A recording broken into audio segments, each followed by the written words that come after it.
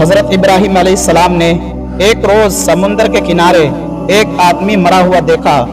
آپ نے دیکھا کہ سمندر کی مچھلیاں اس کی لاش کو کھا رہی ہیں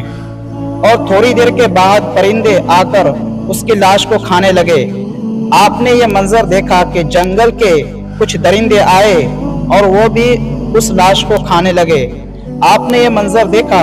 تو آپ کو شوق ہوا کہ آپ ملاحظہ فرمائیں کہ مردے کیسے زندہ کیے جاتے ہیں۔ چنانچہ آپ نے خدا سے عرض کیا، الہی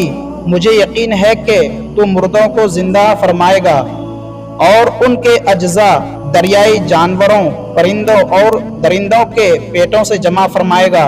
لیکن یہ عجیب منظر دیکھنے کی خواہش رکھتا ہوں۔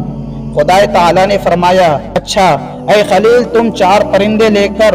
انہیں اپنے ساتھ ہلا لو تاکہ اچھی طرح ان کی شناخت ہو جائے، پھر ان کو ذبح کر کے ان کے اجزاء باہم ملا جلا کر